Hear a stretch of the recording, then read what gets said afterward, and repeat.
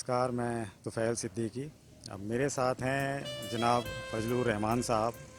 आप मदरसा जामिउल उलूम सहसपुर के सेक्रेटरी हैं और एक लंबा तजुर्बा रखते हैं किसानी का भी, खेती का भी। आपने इसमें जो है करीब 10 साल तो एक खांडसारी उद्योग भी चलाया है, उसका संचालन किया है और गन्ने की खेती का एक अच्छा तजुर्बा है, उस पर काम करने का एक अच्छा तजुर्बा है। तो फजलू साहब से हम एक तो अभी जो हाल ही में कृषि संशोधन बिल जो पारित हुआ है उस पर इनकी थोड़ी सी प्रतिक्रिया जानेंगे और साथ ही इनका जो खांडसारी उद्योग का तजुर्बा रहा है उस पर थोड़ी सी बातचीत करेंगे। सर, आपका बहुत स्वागत है। थोड़ा सा हम ये जानना चाहेंगे कि हाल ही में कृषि संशोधन बिल जो पारित हुआ है उस पर आपकी क्या प्रतिक्रिया है? असल में बात यह है कि कृषि बिल जो पास हुए हैं वो काश्तकारों के हित में है और काश्तकार इसमें बिचौलियों से बच जाएंगे। क्योंकि मैं भी कई बार मंडी में माल लेके गया तो वहाँ पर पूरी कीमत नहीं मिलती। बिल जब पास हुआ तो उसके तुरंत बाद खास तौर से पंजाब और हरियाणा की तरफ से काफ़ी विरोध सामने आया। वहाँ पे कांग्रेस की सरकार है, ये कांग्रेस इसका विरोध कर रहे हैं, लेकिन वो काश्तकारों के बहुत फायदे में है। एक तरह से आप इसको राजनीतिक विरोध कहना। हाँ, राजनीतिक विरोध है वो, किसानों के हित में। हाँ, किसानों के हित में है। किसानों को उससे बहुत बड़ा फायदा होगा। अपना माल काश्तकार कहीं भी बेच ले, चाहे किसी कंपनी को बेच ले, चाहे किसी आड़ती को बेच ले, चाहे बाहर बेच ले, चाहे कहीं बेच सकता है वो अपना माल। और आड़त में पहले मैं भी माल ले गया और मंडी समिति वाले पकड़ लेते कि आप मंडी से बाहर कैसे बेच रहे माल को, हैं। अब जो है अपना कहीं बेचो माल, काश्तकार किसी को बेचो अपना। इसके साथ ही जो है एक इसमें प्रावधान ये भी है कि असीमित भंडारण आप कर सकते हैं उसमें। हाँ, तो वो उसके लिए ऐसा आ रहा है सामने कि जब असीमित भंडारण कुछ लोग करेंगे, खास तौर से पूंजीपतियों के लिए है, क्योंकि भंडारण आम आदमी तो कर नहीं पाएगा, तो उसमें नुकसान एक तरह से देखा जा रहा है। आप कैसे देखते हैं? ऐसा है, सरकार उसके लिए भंडारण के लिए सरकार पैसा भी बहुत दे रही है।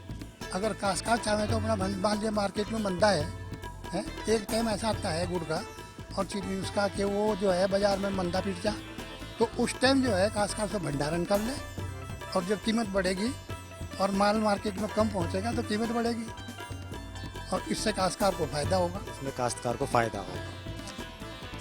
एक आपको जो है करीब 10 साल आपने खांडसारी उद्योग अपना चलाया है, उसका थोड़ा सा तजुर्बा मैं आपसे जानना चाहूँगा। उस 10 साल के पीरियड को आपने कैसे देखा, कैसे महसूस किया?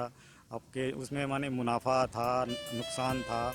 और एक बात ये कही जाती है गन्ना उद्योग, गन्ना किसानों के लिए कि उनको समय पे एक तो पैसा नहीं मिलता है, गन्ना बेचने के लिए उनको काफ़ी मेहनत करनी पड़ती है, कई रोज़ सड़क किनारे अपने लॉरियों को खड़ा रखना पड़ता है।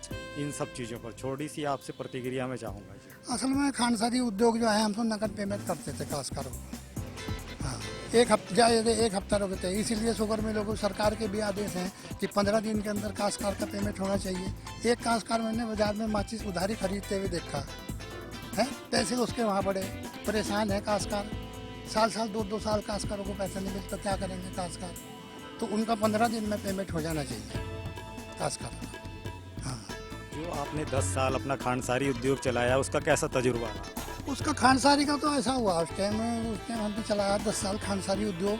खांड बनाई, दाना भी बनाया काफ़ी, मार्केट में बेचा और काश्तकारों को पेमेंट करते रहे। काश्तकारों को अच्छे पैसे मिले इसके। अच्छा, और वो जो उसका जो शीरा था मोलेसस, उसे बेच देते हैं, वो उसका गुड़ बना के बेच देते, नकद पैसे आते थे मार्केट से। काश्तकार को नकद पैसे दिए हमने, उससे काश्तकार को। आपकी तरफ से कभी काश्तकार निराश नहीं हुआ? ना, काश्तकार कोई निराश नहीं हुआ है। जाए दे 1 हफ्ते के अंदर अंदर हम और नकद भी और 1 हफ्ते के अंदर पेमेंट करते हैं। अच्छा, आपने भी खेती किसानी को माने खेती किसानी की भी है, खेती किसानी का तजुर्बा भी है। एक बात ये कही जाती है सामान्य रूप से कि खेती किसानी मुनाफे का काम नहीं रह गया है और एक तरह से युवाओं की अगर बात करें तो युवा इस क्षेत्र से दूर जा रहा है। कैसे देखते हैं आप इसे? ऐसा है साहब खेती किसानी का कि युवा लोग जो है ये सिर्फ नौकरी के चक्कर में करना नहीं चाहते। अच्छा, अब जैसे पहाड़ों से पलायन हो रहा, पहले जो पहाड़ में लोग थे वो सारी सब्जियां बोते, गगली, अदरक, मिर्चें सब, और उससे अपना गुजारा बढ़िया करे थे, मेहनत करे थे, पशु रखे थे, दूध हो सा, दूध से घी बढ़िया होता, उनकी सेहत भी अच्छी रहती। और युवा जो है तो सब नौकरी के चक्कर में है। अच्छा, तो फिर वही खेती कौन करेगा? दूसरी बात खेती की ये है कि जैसे मार्केट में भाव का उतार चढ़ाव है कि आज आलू का भाव 10 रुपये है और कल को आज आलू का भाव 50 रुपये है। इस अच्छा आज लहसुन का भाव 40 रुपये है 50 रुपये, और अब लहसुन का भाव 150 रुपये किलो है। तो इसकी वजह यह है कि सरकार के पास ज़मीन का पूरा रिकॉर्ड है। काश्तकार को ये कहना लाइसेंस देना चाहिए कि आपको 2 बीघे लहसुन बोना है, 2 बीघे आपको प्याज बोना है, 2 बीघे आपको आलू बोने हैं और 2 बीघे आपको सब्जी बोनी है।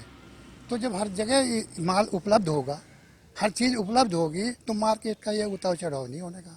एक तरह से ये सुझाव है आपका कि सरकारी स्तर से, क्योंकि सरकार के पास भूमि राजस्व के सब रिकॉर्ड होते हैं, तो सरकार अपनी तरफ से चाहे आदेशित करे या सुझावात्मक तरीके से सुझाव दे कि आप इतने हिस्से में ये फसल लगाएं, इतने हिस्से में ये फसल लगाएं, तो इससे सरकारी स्तर से भी लाभ होगा और किसान को भी उसमें किसान को नकद पैसे मिलेंगे, किसान को नकद पैसे मिलेंगे फसल के।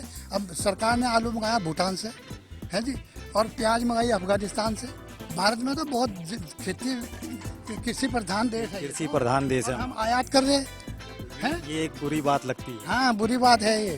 अगर सरकार इस चीज़ पर ध्यान दे कि भाई इस काश्तकार को 2 बीघे जो है लहसुन बोना, 2 बीघे से आलू बोने हैं, 2 बीघे से धान बोने या 20 बीघे धान बोने, और काश्तकारों का हिसाब है कि सारे गन्ना ही बो के बैठ के सारे काश्तकार, क्योंकि उसमें इनकी मेहनत नहीं होती। एक बार लगा के गन्ना 3 साल काटते हैं, और उत्पादन ज़्यादा है तो चीनी बिकेगी तो पैसा भी दिया जाएगा।